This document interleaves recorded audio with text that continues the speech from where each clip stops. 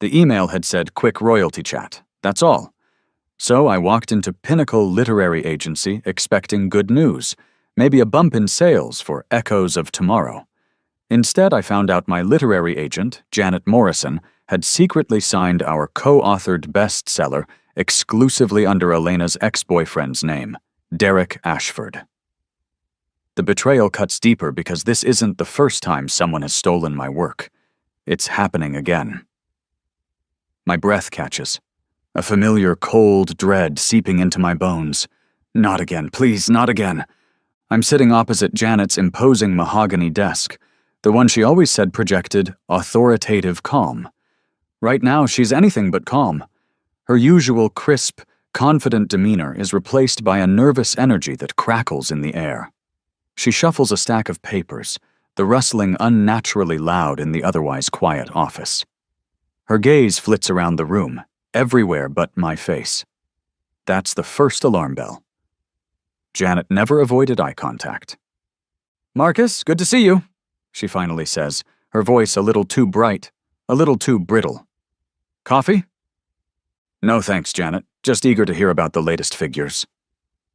I try to keep my tone light, matching hers, but a knot is already tightening in my stomach. My eyes drift to the corner of her desk, where a glossy stack of promotional postcards for Echoes of Tomorrow sits. I pick one up. The cover art is stunning, just as Elena and I had envisioned. But then I see the author's name, Derek Ashford. My name, Marcus Thorne, is nowhere. Vanished. Erased. "Janet," I say, my voice dangerously quiet. "Why isn't my name on this?" She flinches, a tiny, almost imperceptible movement. "Oh, that's just a preliminary mock-up, a small printing error. We're getting it fixed." Her explanation is too quick, too rehearsed. The air in the room suddenly feels thick, heavy. The scent of her strong lavender perfume, usually a comforting aroma I associated with successful meetings, now mixes with the stale, acrid smell of old coffee, creating an oppressive, cloying atmosphere. It's the smell of lies. My hands, resting on my knees, begin to shake. It starts as a faint tremor, but it's growing. "A printing error? On all of them?" I gesture to the stack. "Janet, what's going on?" "Marcus, it's a bit complicated," she begins, still avoiding my eyes, her fingers pleating the edge of a stray document. "There were some contractual nuances?" "Nuances?" The word tastes like ash in my mouth. "I want to see the original contract, the one Elena and I signed." My voice is firmer now, the tremor in my hands spreading to my words. But I push through it. "I need to see it." Janet hesitates. Her face, usually a mask of professional composure, is pale. Her perfectly applied lipstick seems garish against her bloodless skin. "Marcus, I assure you, everything is in order." "The contract, Janet, now?" Her shoulders slump, a sigh escaping her lips. She gets up slowly, her movements stiff, and walks over to a tall, gray filing cabinet tucked away in the corner of the room. It looks ancient, a relic from a forgotten era of publishing. Her voice quivers with each reluctant word as she explains. It's in here. Standard procedure for sensitive agreements." She fumbles with the keys, her hand shaking so much she can barely fit the key into the lock. Finally, a click, and the drawer slides open with a protesting screech of metal. The musty smell of old contracts, of aged paper and dried ink wafts out, filling the already tense air. It's the smell of secrets, of buried truths. She pulls out a thick manila folder, her name Derek Ashford emblazoned on the tab in bold black letters. My heart hammers against my ribs. She hands it to me, her touch clammy. I open it. Page after page, legal jargon swimming before my eyes. But one thing is terrifyingly clear. On every signature line meant for the author, there's Elena's name. And then, beside it, bold and arrogant, Derek Ashford's. My name is nowhere. Not on the main agreement, not on the riders, not even in the fine print. It's like I never existed. Like echoes of tomorrow. The world Elena and I bled for, dreamed into existence together, was solely his creation. A cold wave of panic floods through me, so intense it's hard to breathe. My vision tunnels. I can hear my blood roaring in my ears. I tremble, not just my hands now, but my whole body, a deep, visceral reaction to the enormity of the betrayal. He stole it. They all stole it. Janet, Elena, Derek. But then, a strange sort of calm descends. It's the quiet power of pure, unadulterated rage, channeling itself into a single, focused thought. Document everything. I can't break down. Not yet. Not here. I reach for my phone, my movements surprisingly steady. Mind if I just... I trail off, not waiting for an answer, and start taking pictures. Page by page. Signature by signature. Clause by damning clause. I keep my expression neutral.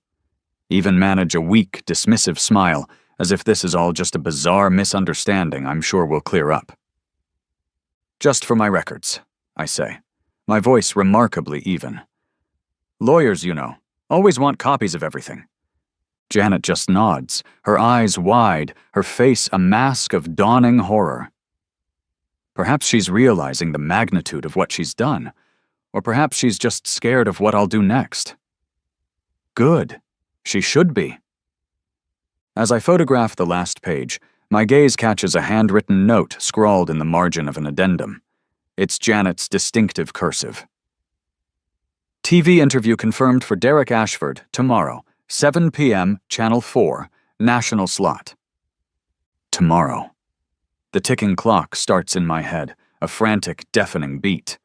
He's going on national television to claim my work, our work, as his own. The audacity of it is breathtaking. I hand the folder back to Janet, my composure a carefully constructed dam holding back a flood of fury and despair. Thanks, Janet. I think I have everything I need. As I turn to leave, my eyes snag on another file folder peeking out from under a stack of manuscripts on her credenza. It's a different color, a vibrant, optimistic blue that clashes horribly with the gray reality of the moment. The label on it reads, Echoes of Tomorrow, The Reckoning Ashford. Underneath, in smaller print, Progress, 30,000 words. A sequel. They're already writing a goddamn sequel. A sequel to a book I co-created. A sequel I never agreed to. A sequel that will further cement Derek Ashford. As the celebrated author of a story that poured from my very soul, the dam inside me doesn't just crack, it shatters. The world tilts, and for a moment, I think I might actually be sick right there on Janet Morrison's expensive Persian rug. How deep does this go? The drive home is a blur. My mind keeps replaying that label. Echoes of Tomorrow, The Reckoning. Reckoning. The irony isn't lost on me. A reckoning is coming, all right, but it won't be the one they've planned. My hands grip the steering wheel so tightly my knuckles are white. Each stoplight, each car that cuts me off feels like a personal affront, fueling the inferno of betrayal raging inside me. How could Elena do this?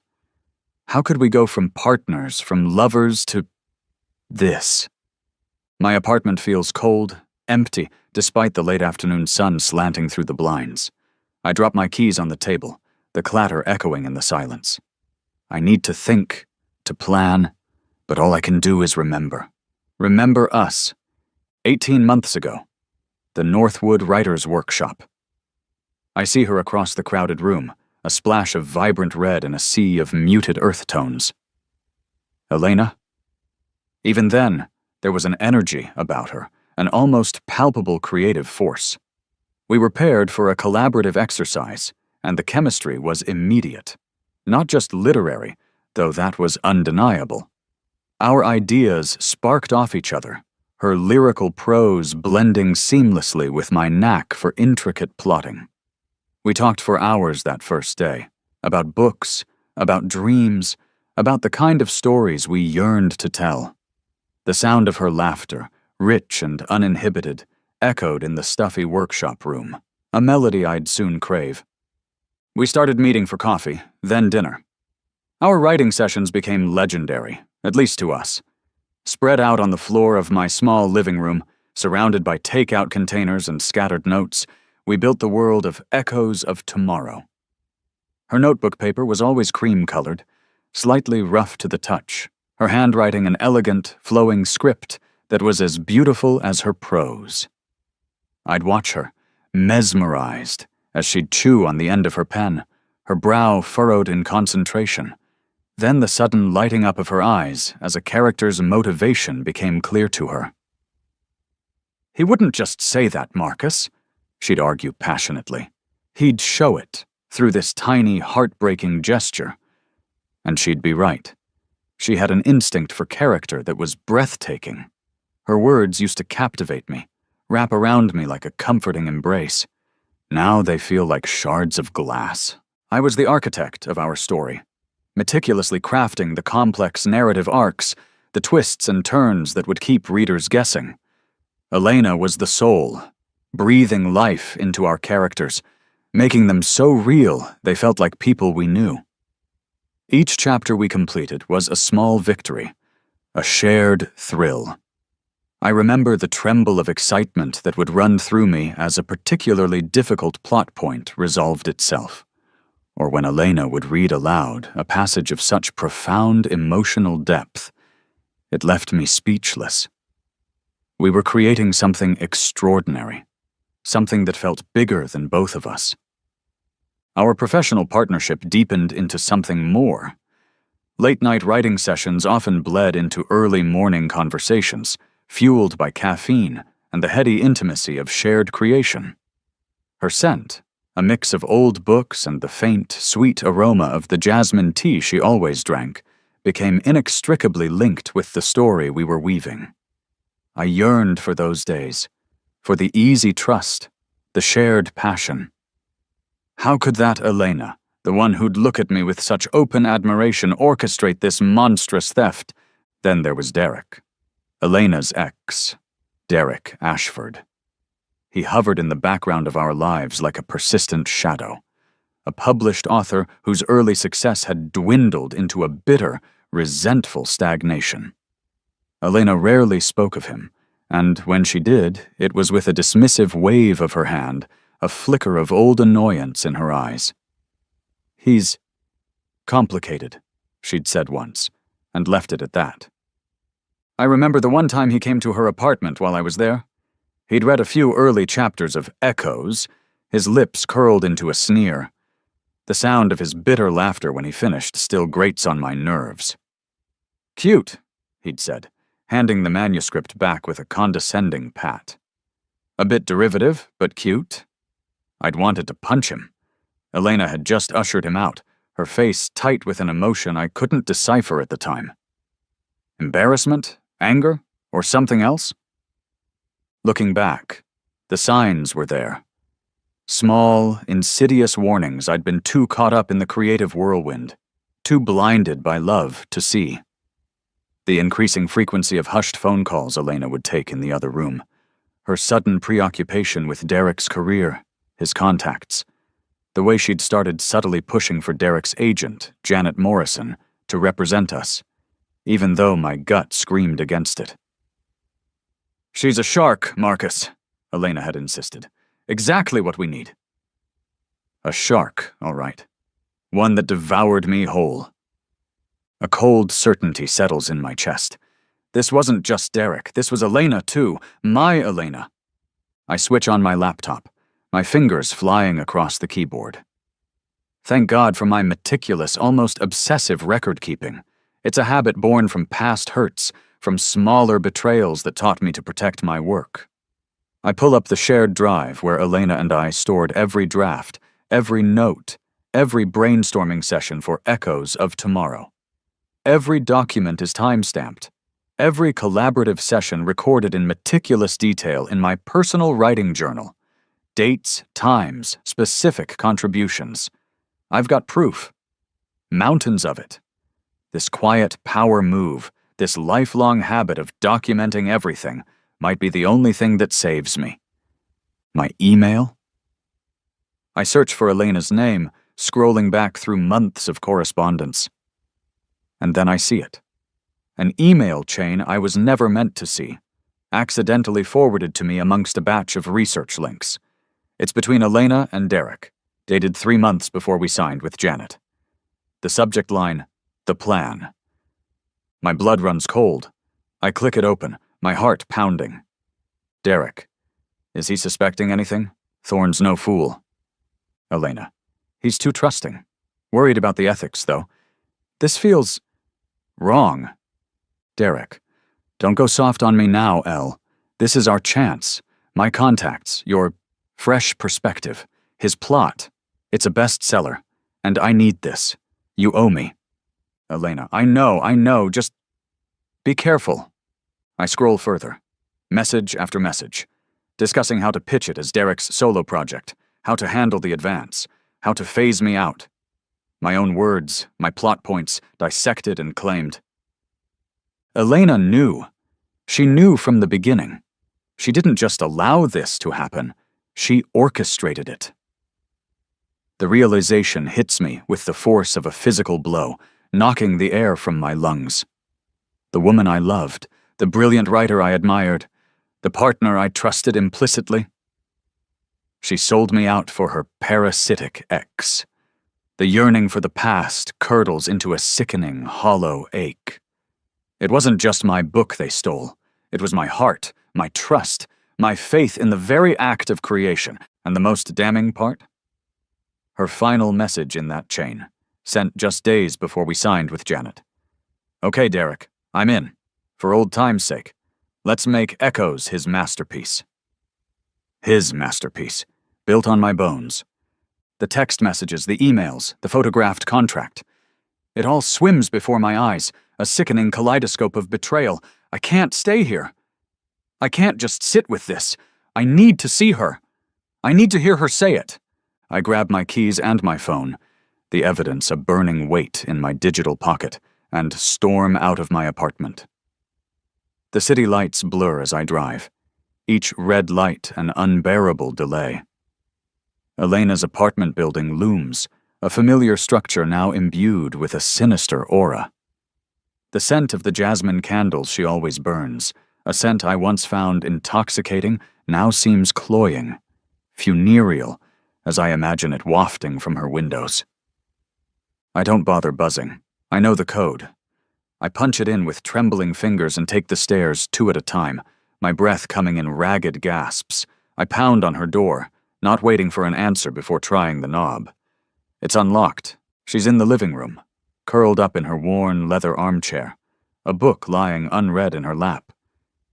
She looks up as I burst in, her face pale, her eyes wide and haunted. She's been expecting this moment. I can see it in the resigned slump of her shoulders, the way she doesn't even feign surprise. "Marcus," she whispers, her voice barely audible above the sudden drumming of rain against the window panes. The storm outside mirrors the tempest inside me. The metallic taste of adrenaline, sharp and bitter, floods my mouth. How could you? The words tear from my throat, raw and hoarse. My hands are trembling again, not with fear this time, but with a white-hot rage that threatens to consume me. I hold up my phone, displaying the picture of the contract, Derek Ashford's name a bold black lie. His name, Elena? His... She doesn't deny it. She doesn't even try. Instead, she closes her eyes, a single tear tracing a path down her cheek. She looks small, defeated, a stark contrast to the vibrant, confident woman I fell in love with. She collapses further into the chair, as if the weight of her deceit is too much to bear. "I had to, Marcus," she says, her voice choked with unshed tears. "You don't understand." "Understand," I laugh, a harsh, broken sound.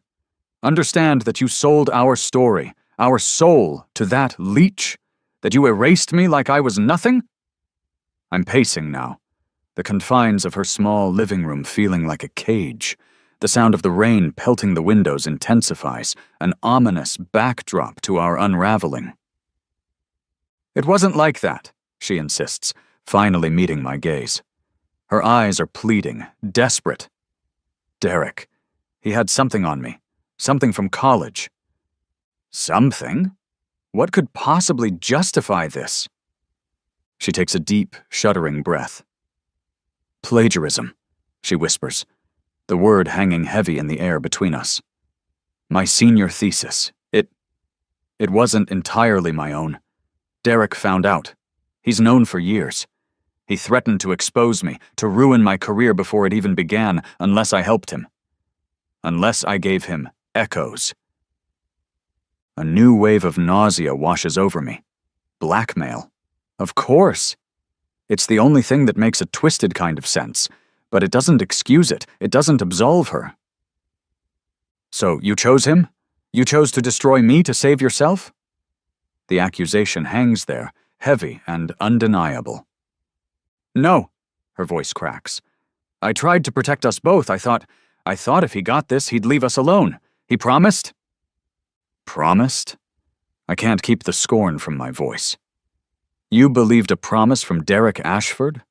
It's then, in the midst of my tirade, that a cold, calculating thought cuts through the rage.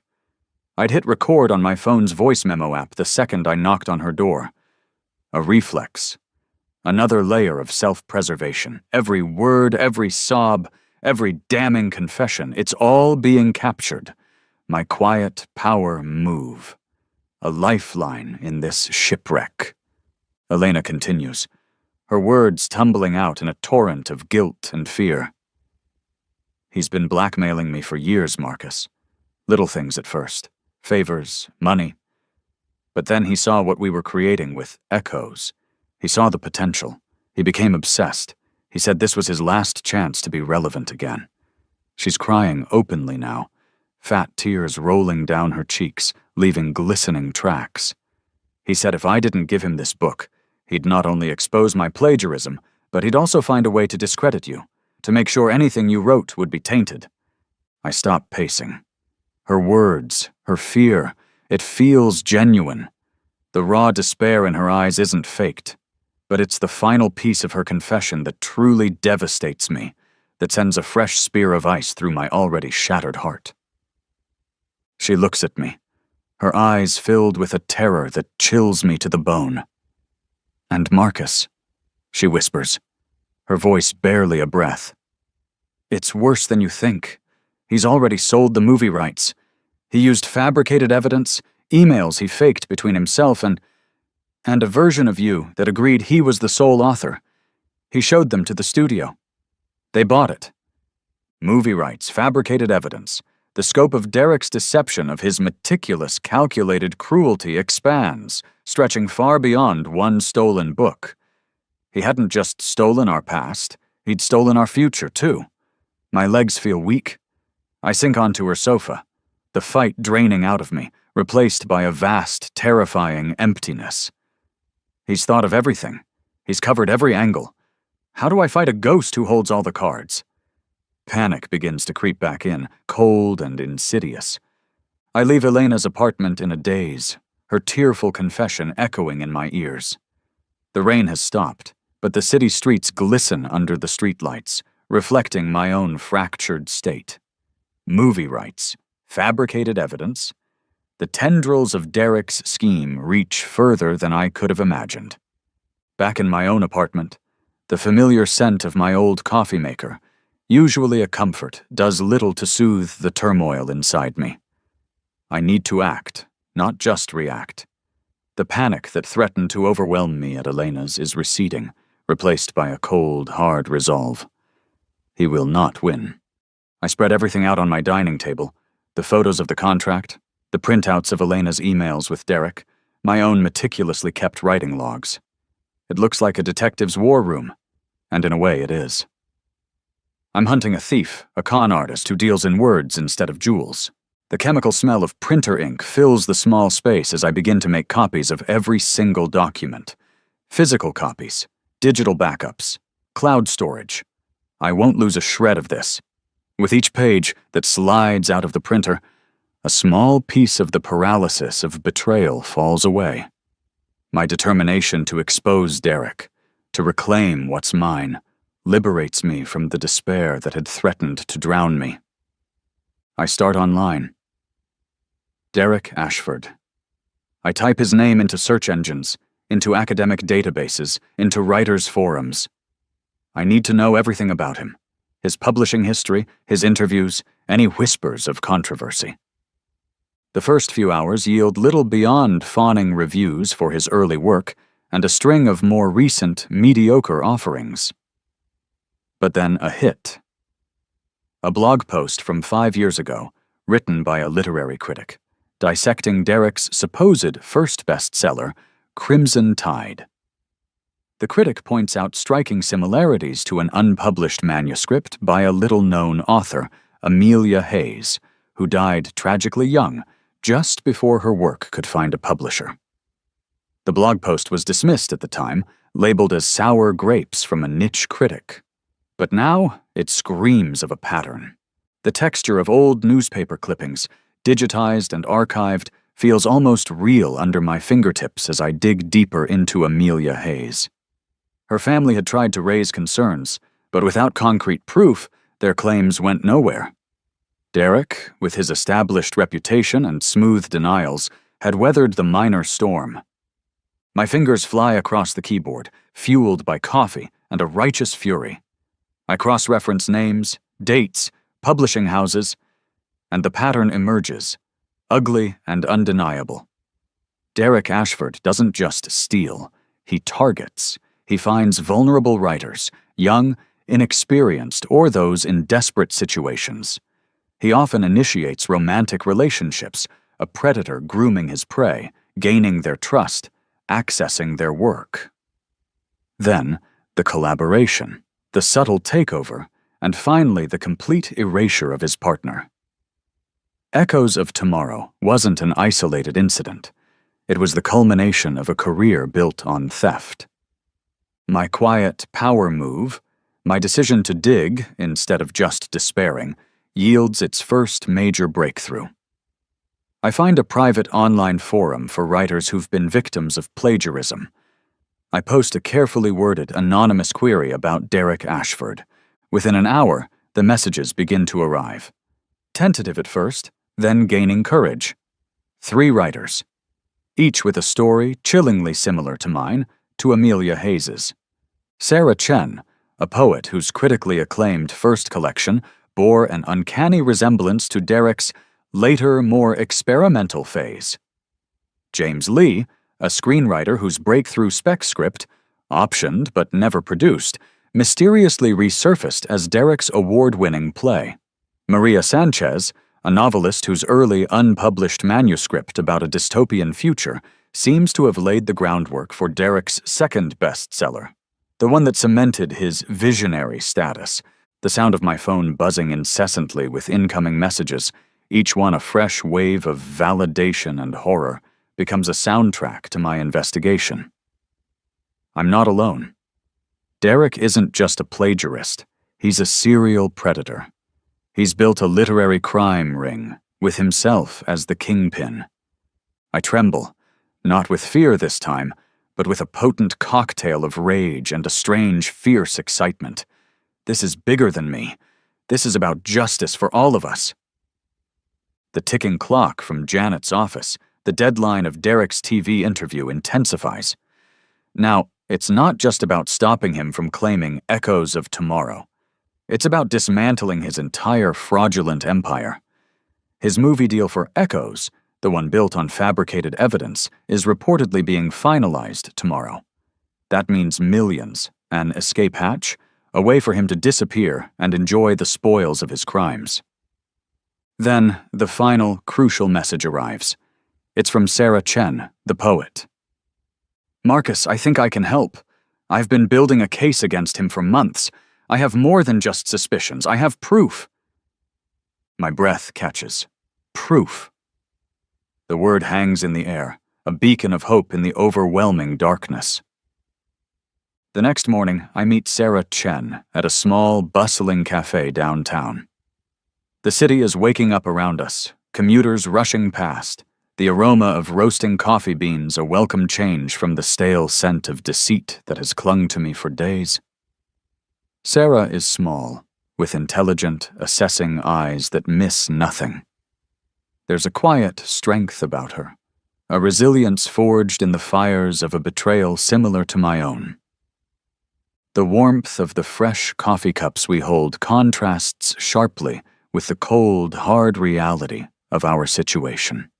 As she speaks, laying out the meticulous evidence she's gathered against Derek over the past 2 years, my own chaotic collection of facts begins to coalesce into a coherent case.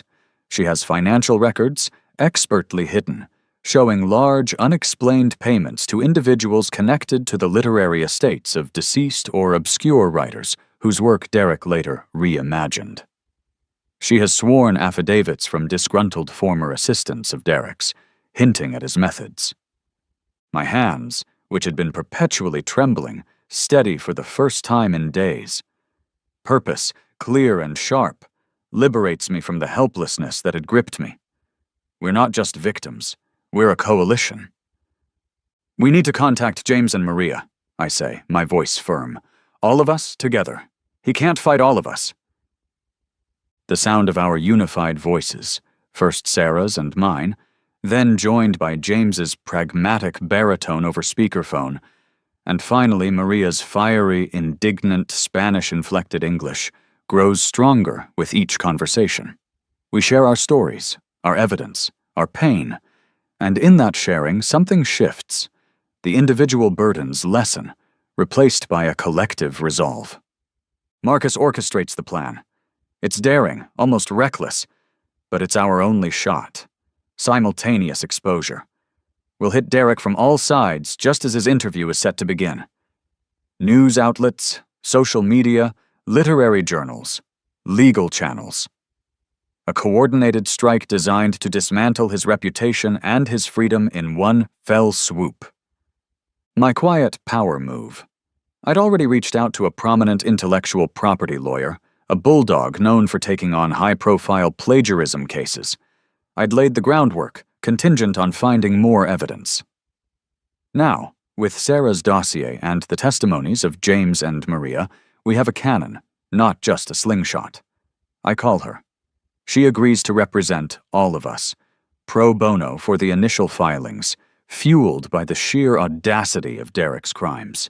The group decides to make our stand during Derek's live TV interview. The symbolism is too perfect to ignore. He wants the spotlight? We'll give it to him, but not in the way he expects. There's just one crucial piece missing. Elena. Her testimony, her first-hand knowledge of Derek's blackmail and his methods, would be invaluable. It would make our case airtight, undeniable. I try calling her, my fingers trembling slightly as I dial her number. Straight to voicemail. Again and again, a knot of unease tightens in my stomach. Where is she? After her confession, I'd felt a flicker of something. Not forgiveness, not yet, but understanding. But her silence now is unnerving. Sarah's small apartment becomes our war room. The scent of rain, a sudden downpour lashing against her window, mirrors the storm we are about to unleash. Time is slipping away. Derek's interview is in 18 hours. We need Elena. We try her friends, her family. No one has seen her since yesterday. Panic begins to set in. What if Derek got to her? What if she's had second thoughts, decided to run? Then, Maria, using a contact in hotel security, makes a devastating discovery. Elena checked into a discreet downtown hotel late last night, under a false name. Hope plummets. She's running. She's abandoned us. Abandoned me again. A false name. The words echo in my head. Elena isn't just avoiding me. She's hiding. The fragile tendril of understanding I'd felt for her snaps. Is she protecting herself or protecting Derek? I have to find her, I tell the others, my voice tight. The squeal of my tires as I pull away from Sarah's apartment building echoes through the empty, rain-slicked downtown streets. It's 2 a.m. The city is a ghost town, its glittering lights reflecting in the puddles, mocking my urgency. I check the first hotel on my list, then the second, then the third. 12 hotels in 3 hours. Each polite but firm denial from a graveyard shift receptionist chips away at my resolve. Desperation is starting to liberate rational thought, making me reckless. I'm chasing a ghost, fueled by a toxic mix of anger and a desperate, lingering hope that she hasn't completely turned her back on justice, on me. My hands tremble on the steering wheel, slick with sweat despite the cool night air. I'm about to give up, to concede that she's gone for good, when a memory surfaces. Elena's quirks. She always said she wrote best near water when she was stressed, that the rhythm of the waves or the flow of a river soothed her thoughts. It's a long shot, a desperate gamble. I wrench the wheel heading towards the harbor district. The salty tang of ocean air carried on the damp wind slowly fills my car. It guides me, a faint, almost imperceptible beacon, the Tidewater Inn. It's old, a little run down, but it overlooks the bay. Exactly the kind of place Elena would choose for its melancholic charm. And there she is, sitting in the dimly lit lobby, her laptop open on the table in front of her, fingers flying across the keyboard. She's typing furiously, her brow furrowed in that familiar look of intense concentration I know so well. For a wild moment, I wonder if she's working on The Reckoning, furthering the lie. I approach slowly, my heartbeat thundering in my ears, loud enough to drown out the distant foghorns. She looks up as my shadow falls over her table, her eyes red-rimmed from crying, defeat and exhaustion etched into every line of her face.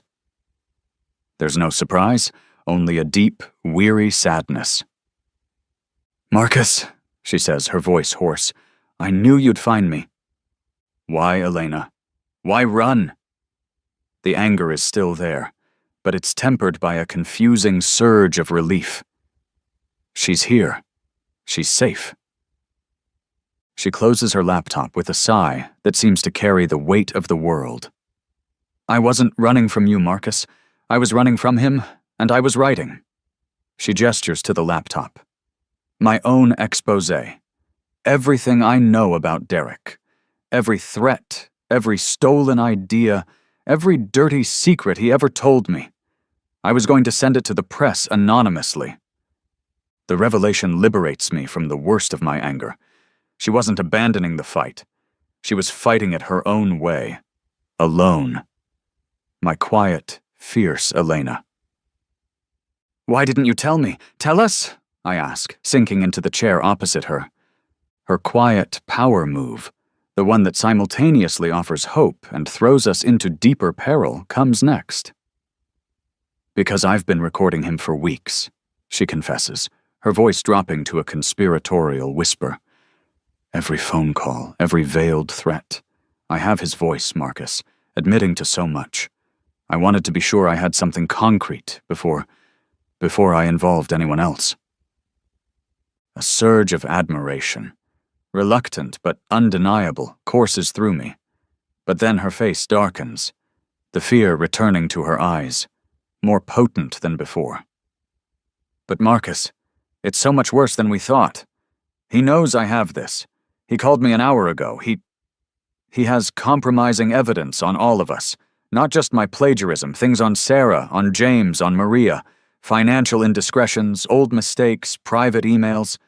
He's been collecting blackmail material on every writer he's ever collaborated with, from day one." The sound of Elena's laptop closing, as she snaps it shut, echoes like a gunshot in the quiet lobby. Each victim, meticulously researched, their vulnerabilities catalogued, their secrets stored away like ammunition. He made many of them sign NDAs under false pretenses, documents crafted by high-priced lawyers that make direct legal action nearly impossible. a tangled web of legalese designed to protect him. Panic, cold and sharp, pierces through my newfound respect for her courage. Derek hasn't just anticipated our moves, he's checkmated us before the game even began. And his ultimate plan? I ask, dreading the answer. Elena's voice is barely a whisper. He's planning to disappear. After the TV interview, after the movie money clears. He has fake passports, offshore accounts. He's going to vanish and leave us all to deal with the fallout, our reputations in tatters. The TV interview isn't a victory lap. It's his grand finale, his escape route. And we're all just collateral damage in his twisted narrative. Elena's words hang in the stale air of the hotel lobby. Fake passports, offshore accounts, disappearance. Derek isn't just a thief. He's a phantom in the making, preparing to evaporate with millions, leaving behind a trail of ruined careers and shattered lives. The sheer, calculated audacity of it is almost paralyzing. His storage unit, Elena says suddenly, her eyes locking onto mine, a flicker of desperate resolve in their depths. He keeps everything there. The old manuscripts he's archived, financial records, personal notes. If there's a physical trace of his escape plan, it'll be there. We drive across the sleeping city, Elena navigating us to a nondescript self-storage facility in an industrial part of town she'd only learned about by accident. The musty smell of damp cardboard boxes and stale, stagnant air hits us the moment she pries open the roll-up door to Unit 237. It's crammed floor to ceiling with boxes, filing cabinets, old computer towers. Derek's entire sordid history, neatly packaged and stored away. My hands tremble as I start opening boxes, Elena beside me. It's a graveyard of stolen dreams. Dozens, perhaps hundreds, of unpublished manuscripts, their pages yellowed with age, some handwritten, others typed on ancient machines. Plays, poetry collections, novels, screenplays. Each one a spark of creativity extinguished and absorbed by Derek. Elena unearths a series of notebooks. Derek's meticulous, chillingly detached notes. Detailed psychological profiles of his targets, our friends, our new allies, and countless others whose names I don't even recognize. He cataloged their weaknesses, their financial vulnerabilities, their emotional triggers. He knew exactly how to manipulate each one, how to gain their trust before shattering it. The texture of the old, brittle papers crumbles between my fingers as I flip through pages detailing lives he systematically dismantled. My determination, which had faltered in the face of his seemingly foolproof plan, reignites, liberating me from the paralyzing scope of his evil. He may be a monster, but even monsters leave tracks. Elena, her face grim, points to a locked filing cabinet. This is where he kept the sensitive stuff. She produces a small, bent paperclip from her pocket. Her quiet power move. A relic from a misspent youth, she admits with a wry, humorless smile. She jiggles it in the cheap lock, and with a soft click, it springs open. Inside, neatly labeled folders. Blackmail S. Chen. Blackmail J. Lee. Blackmail M. Sanchez. And then Blackmail M. Thorne. My own folder. My breath catches. What leverage did he think he had on me? But it's another folder, tucked at the very back, that makes Elena gasp. It's labeled simply Source Material Ashford Originals. It's almost empty. A few childhood scribbles, a terrible high school poem.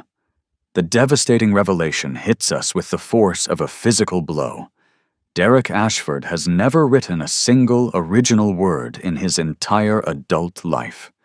Every book, every story, every critically acclaimed piece that bore his name, all stolen, meticulously curated from the minds of others.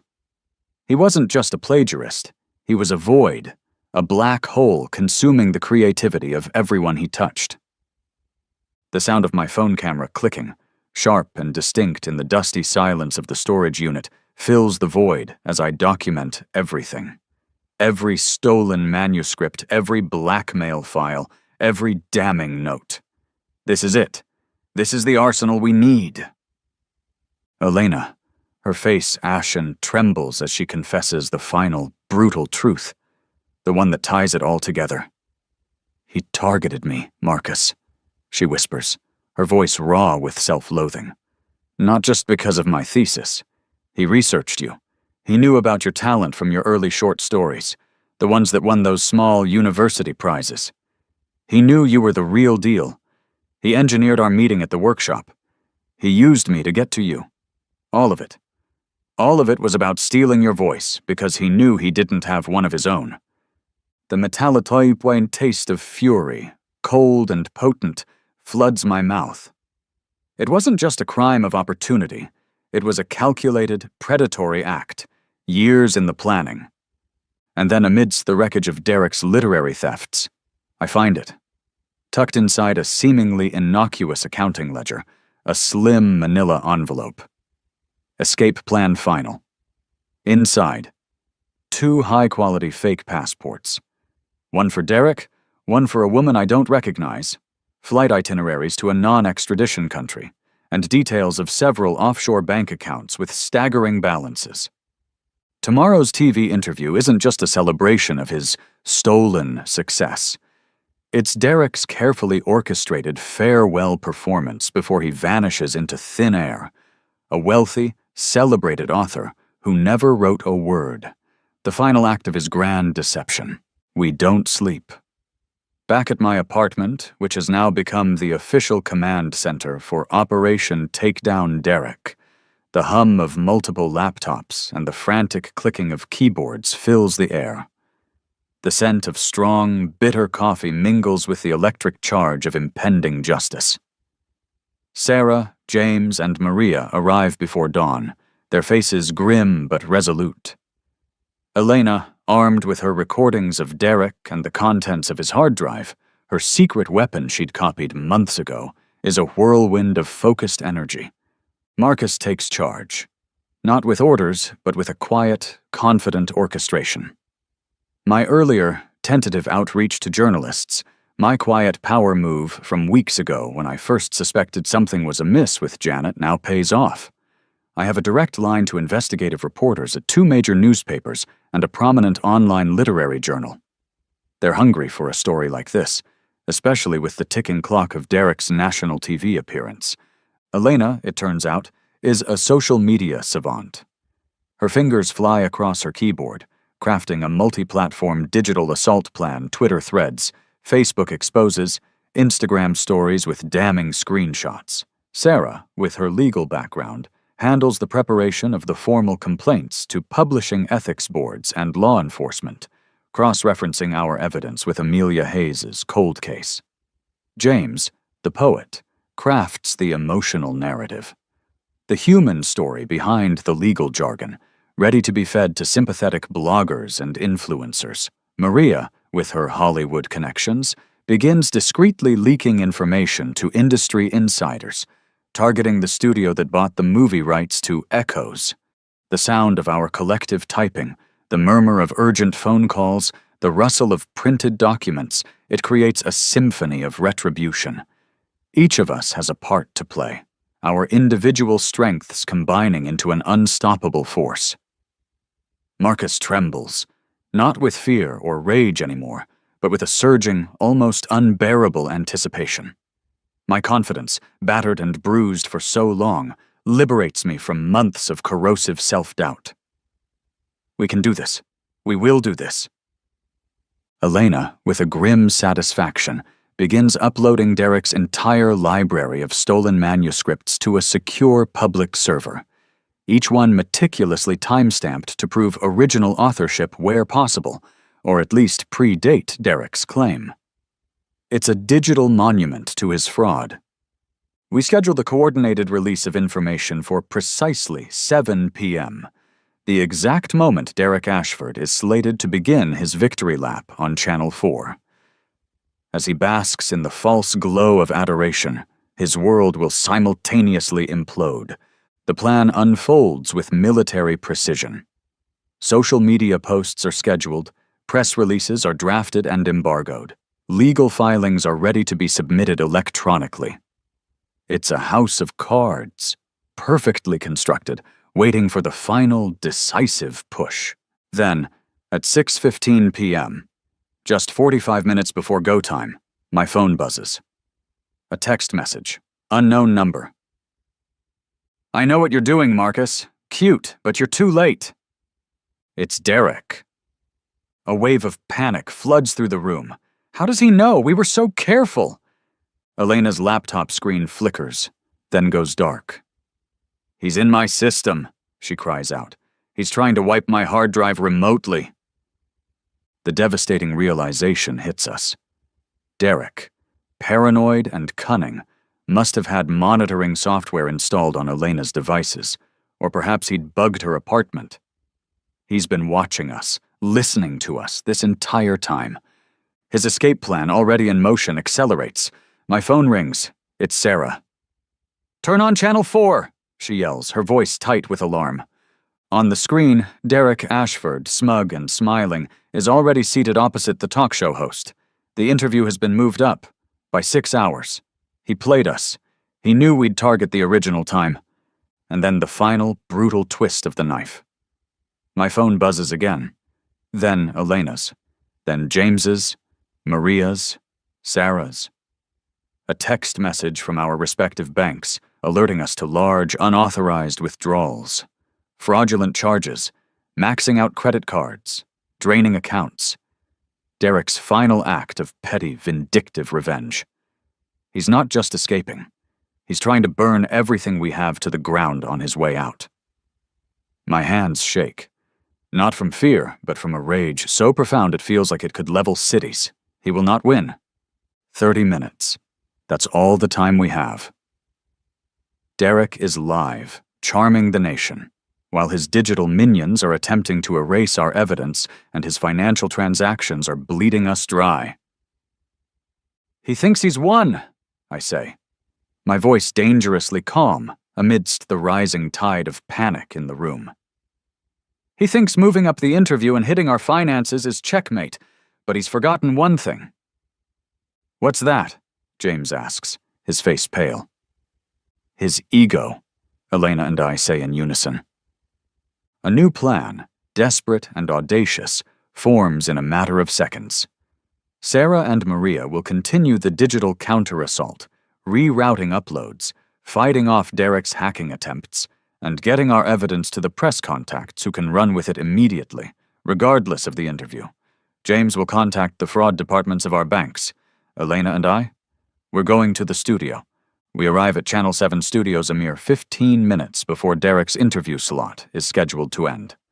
The security is tight, but Elena, using a combination of charm, desperation, and the name of a producer Maria had managed to contact, gets us backstage. The bright studio lights create an oppressive, artificial heat, mingling with the sharp, chemical smell of hairspray and makeup. My hands no longer tremble. A strange, almost serene certainty has settled over me. This ends tonight, one way or another. Determination has liberated every last shred of fear. We find the floor manager, a harried woman with a headset askew. Elena's quiet power move. She'd already sent a compressed file of the most damning evidence, Derek's recorded confessions, key blackmail notes, directly to the show's head producer via Maria's contact with a single, urgent message. "Your star guest is a fraud. We have proof. Want an Emmy-winning segment?" The producer, intrigued and smelling a ratings bonanza, agrees to a surprise interruption.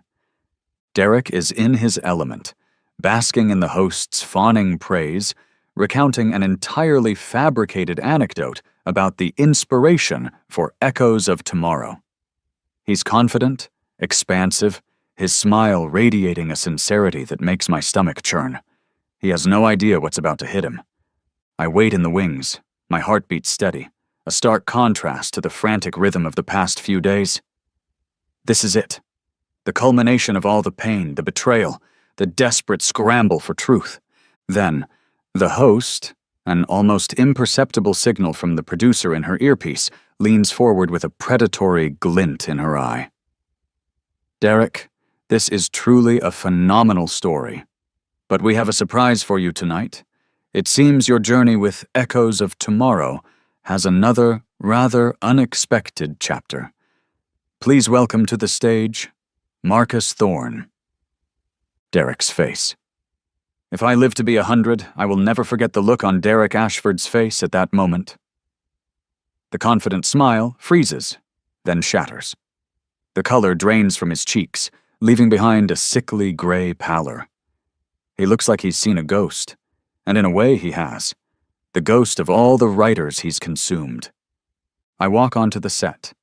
The applause of the studio audience a confused murmur that quickly dies down as they sense the tension.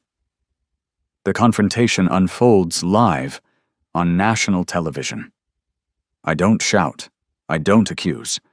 I simply state the facts, my voice clear and steady, presenting printouts of the original contract, of my writing logs, of Elena's emails with him. Derek denies everything, his voice regaining a blustering, indignant edge. He calls me a disgruntled former assistant, a failed writer trying to ride his coattails. Then Elena walks out, poised, beautiful, and utterly damning. She calmly, methodically, lays bare Derek's years of blackmail, her voice trembling but clear as she recounts his threats, his manipulations. The sound of Derek's nervous, dismissive laughter echoes hollowly through the studio. He tries to paint her as a bitter ex-lover, a woman scorned. My liberation comes not from anger, but from the simple, unassailable act of speaking truth to power on this national stage. We are systematically dismantling his carefully constructed facade, brick by stolen brick. Derek's narcissism, the very thing we counted on, becomes his downfall. He can't resist defending his genius. He tries to explain away the similarities in the manuscripts, the coincidences. In doing so, he inadvertently talks himself into a corner, practically admitting to taking raw, unfinished ideas and polishing them into brilliance. He's so desperate to claim some form of creative ownership that he confesses to the core of his crime. The studio audience gasps. The host looks like she's won the lottery. But Derek isn't finished. He has one last desperate gambit. He turns to me, his eyes blazing with a cornered animal's fury. And what about you, Marcus? So noble, so righteous. What about your own little secret? What about your college thesis, huh? The one you plagiarized from Professor Abernathy? He produces a sheaf of papers with a triumphant flourish. I have the proof. He's no better than he claims I am. He's a thief, too. The devastating counterattack. My own credibility, the foundation of our entire case, seems to crumble.